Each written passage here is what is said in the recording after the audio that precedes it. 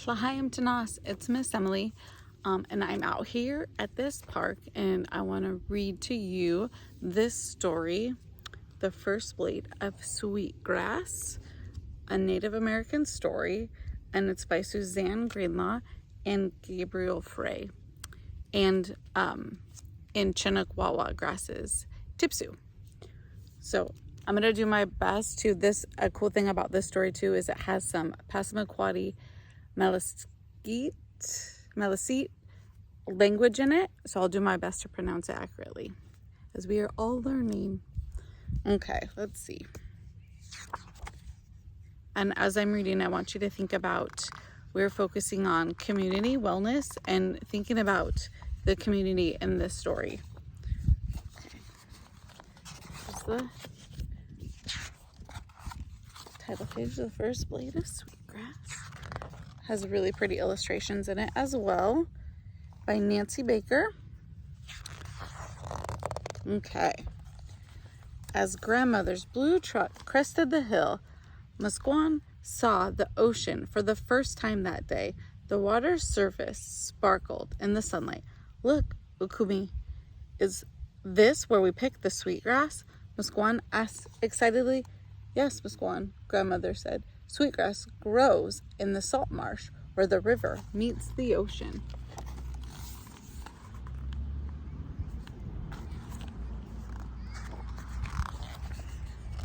My grandmother brought me here when I was a girl. She was my first sweetgrass teacher.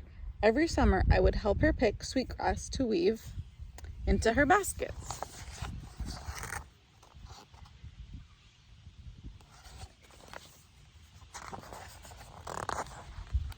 Our people have been coming here to pick sweetgrass for generations. We call it Wellamahalskill, and we use it in ceremony as well as baskets. Sweetgrass is a spiritual medicine for us.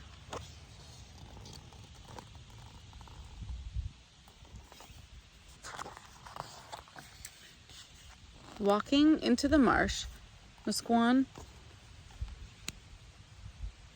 saw the grass dance with the wind. All the grasses shone bright against the sun. Ukumi, how will I tell which grass is sweetgrass? She asked. All the grass looks the same.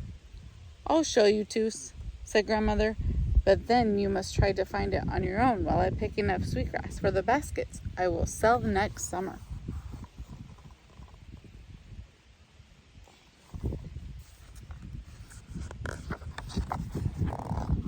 Grandmother stopped in the shade of a tree and put down her bag. This is where we'll pick, she said. It's important to remember that we never pick the first blade of sweetgrass we see.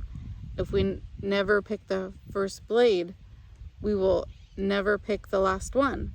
We must make sure there will be sweetgrass here for the next generation.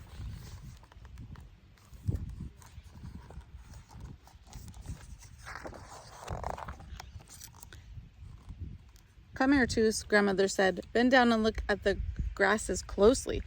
Sweetgrass has a shiny green tassel and blades and a purple stem, and it gives itself to you.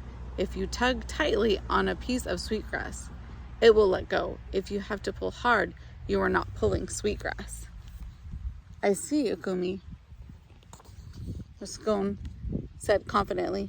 I know how to pick sweetgrass.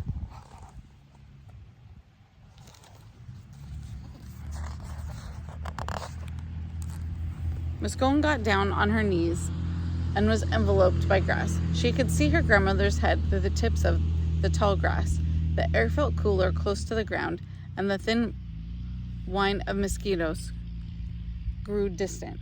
Musquan looked at the purple stem sweetgrass, but all the grasses looked the same. Frustrated, she started to pull at any stems she could reach. Some broke off where she tugged, others pulled out of the soil.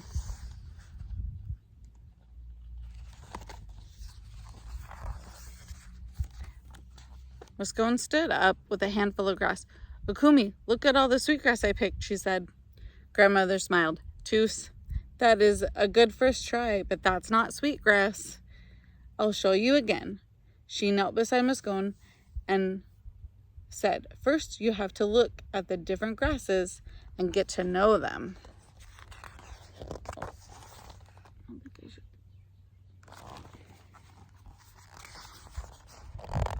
Do you see this grass with thick stalk and light green color? That's not sweetgrass. This plant has a small white flower. That's not sweetgrass either. Sweetgrass is a shiny emerald green with a purple bottom. Sit here and take your time. Your ancestors are here with you. My grandmother is here with you, helping you. All the different types of grasses. Okay. Muscone sat in the cool air and watched the colors of the grass shift with the wind. A large bird flew into the marsh, then glided onto the water. She looked at her grandmother and saw that she had already picked a lot of sweetgrass. Muscone closed her eyes and thought about her grandmother as a little girl in this very same place. She thought about her ancestors here in the marsh. Slowly the smell of sweetgrass drifted by her. It was the same sweet hay smell that was in her grandmother's basket room. Muscone opened her eyes and smiled.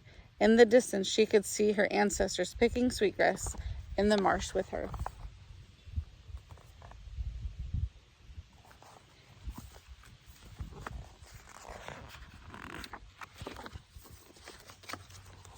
She looked down at the grasses again.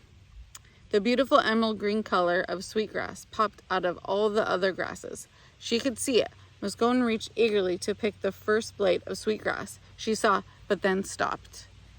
Remembering her grandmother's words, Muscone reached past the first blade of sweetgrass and tugged tightly on the next one. She felt the roots let go of the soil as the grass gave itself to her hand.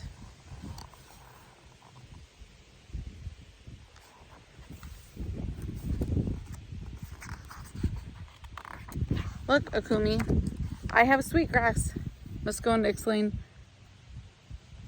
"Kuli cachet, tooth." "That's right," grandmother said.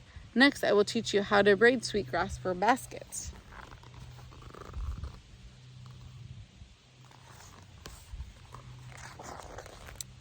Muscone picked well. Cat's paw of the wind chased each other in darker fans of the blue bay. She was excited to get home and show her parents all the sweetgrass she had picked. Perhaps next summer she could teach her younger sister, Alamaset, how to pick sweetgrass. These pictures just remind me of our area around here by the coast.